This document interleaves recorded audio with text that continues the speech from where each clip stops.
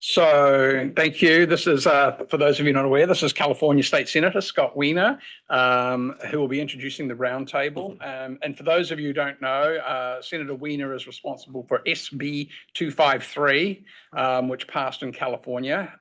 So if you're not aware what that is it's a quantitative disclosure of GHG emissions. And it's legislation that is currently being implemented by CARB, which is responsible for emissions in California. I'm sure I've got that not exactly right, but thank you very much for being here. And Senator Weiner represents San Francisco and northern San Mateo County in California. He focuses on housing, transportation, civil rights, criminal justice reform, clean energy, and alleviating poverty. He chairs the Senate House Committee and is co-chair of the California Legislative Jewish Caucus. He is the past chair of California Legislative LGBTQ Caucus. And before this election, before his election to Senate, Senator Weiner served as a member of the San Francisco Board of Supervisors, representing the district previously represented by Harvey Milk. He also chaired San Francisco County Transportation Authority. And before taking office, Senator Weiner practiced law, including nearly a decade as Deputy City Attorney in San Francisco City's Attorney Office. So thank you for being here, Senator, and we look forward to your comments. Thank you, everyone.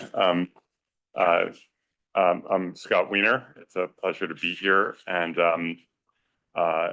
thank you for doing this. It's an honor to be here with the Assembly member as well.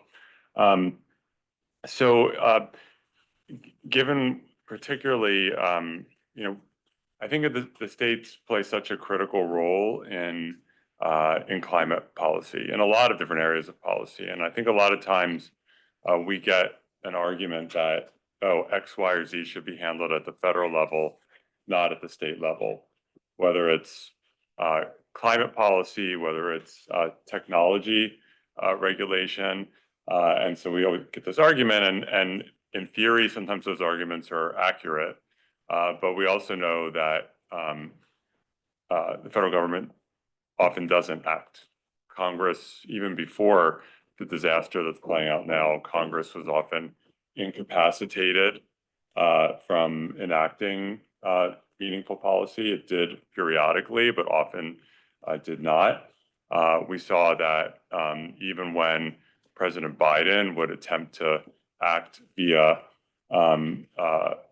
executive order, the courts would strike down those executive orders because he was a Democrat. Now they uphold all of Trump's executive orders. And so we have a court system that is now designed to basically stop Democrats from enacting policy and to empower Republican presidents to enact whatever policy via mandate that they want.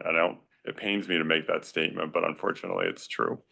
And so when it comes to climate action, the states have a huge role to play, and particularly because the climate policy that Congress did enact under President Biden is now being methodically dismantled, just destroyed. And so the states have just an incredibly important role to play. In California and New York, being the two, I guess the first and the third largest state, can move markets, can just really set the standard. And so our two states coordinate a lot, and it's really powerful. Senate Bill 253 is a bill that it was a 4-year journey, or 3 or 4 year journey to get this passed, and it died various deaths and then was resurrected. And finally, after multiple years, we were able to pass it.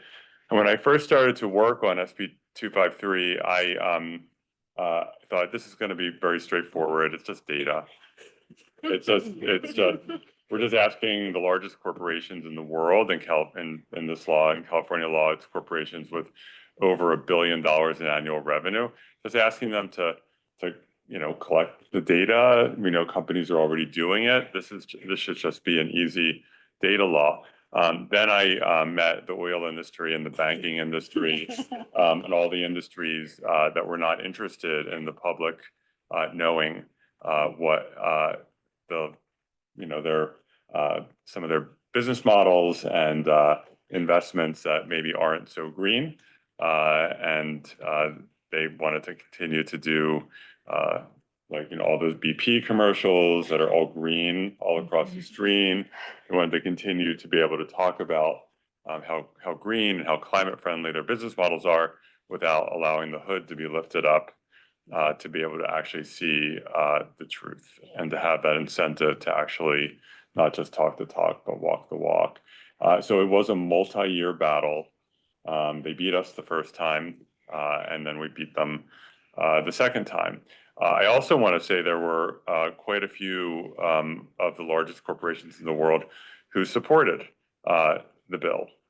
So Google and Apple came out in support. Netflix sort of informally supported it. Salesforce. There were just a series of companies that did set up. Series was one of the organizational co-sponsors of the bill. Microsoft supported. So there was you saw sort of a divide in terms of what kinds of industries, but we did. There are plenty of corporations, as you know, who really get it, and we're appreciative for that.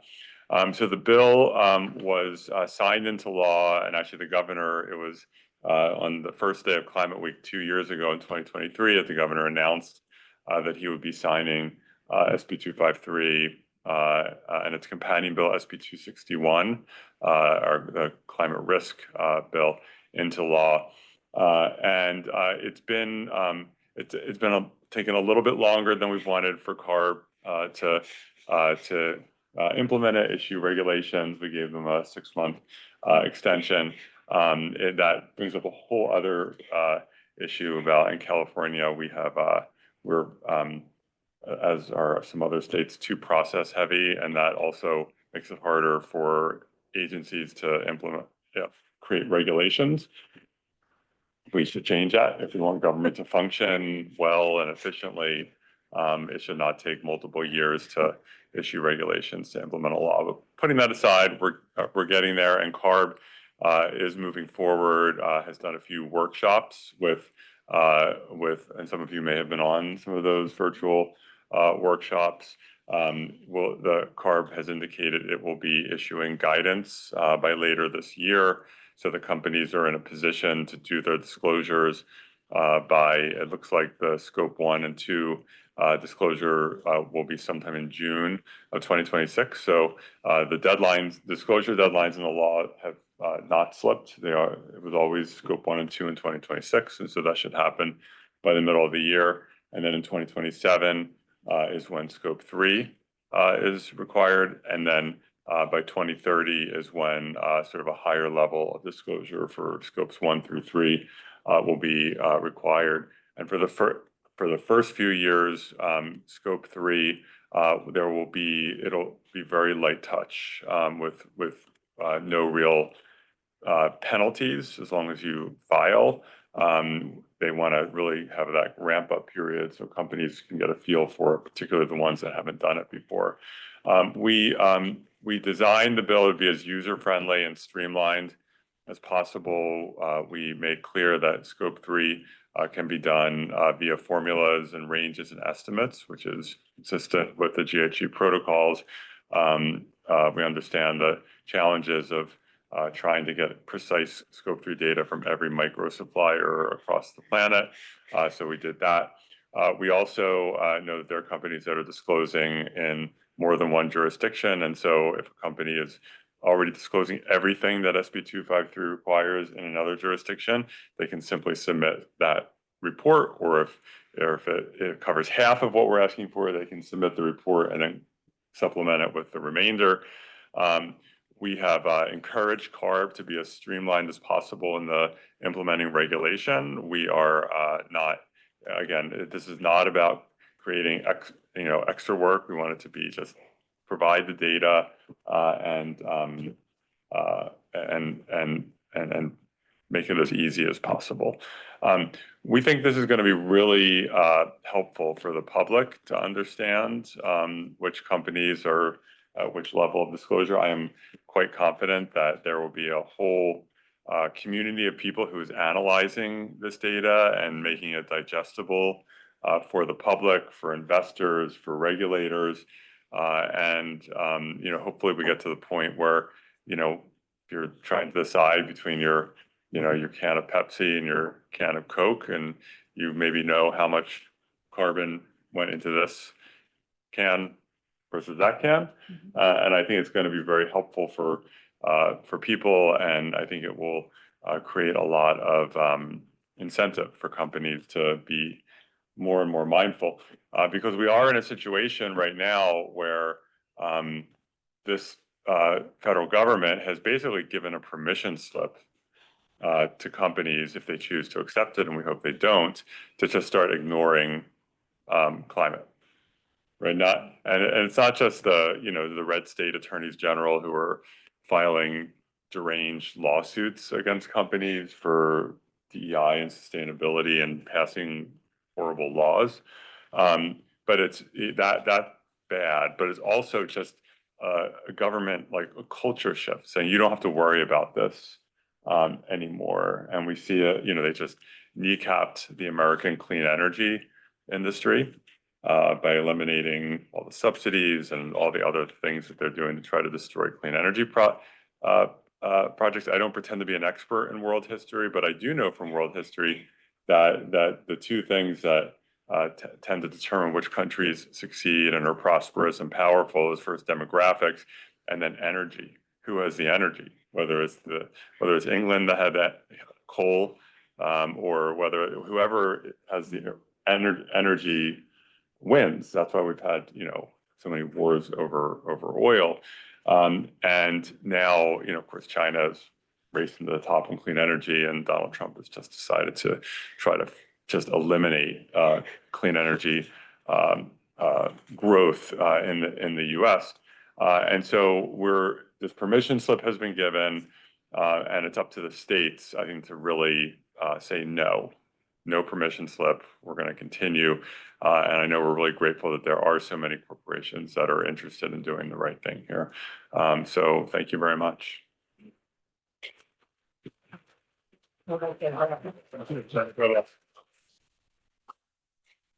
All right, I think we've got time for some questions, and I think we have I think maybe like 2 questions, because then Yeah. we've got a lot more to All right, cover so we've today. got one there and one at the back. So we'll go with this one first. We'll go. Hello, Senator. My name is Danish Mir. I have worked for 10 plus years. With where? My name is Danish Mir. I have worked for 10 plus years in ESG consulting. And my question is about the friction we see right now between SB 253, 261 and rest of the country, especially the rollback of the GHG accounting.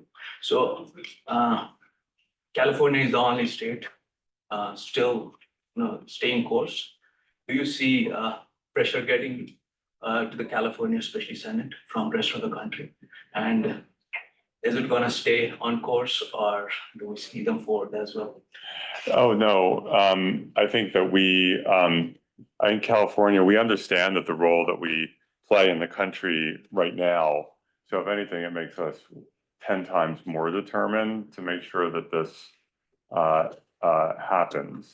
I mean, on Saturday, the governor just signed my bill to ban law enforcement from wearing ski masks. So we're not interested in backing down in the face of what's happening out of Washington, which is terrifying on many levels. So this year, one of our focuses in California has been to make clear that we're not going to back down on any of this stuff. All right, I think we had a question at the back there. Yeah, Senator, hi, Steve Ruskin from Sirius. First, thank you for Thank your you. additional leadership. We really appreciate it. The work that you and Senator Stern have done makes a picture. I would say to everyone else, CARB is collecting more comments. They're going to be issuing a draft on October 14th. I encourage you to look at their website, or feel free to reach out to Sirius. We're happy to help implement the regulation for this leadership legislation. Thank you again, Senator. Thank you.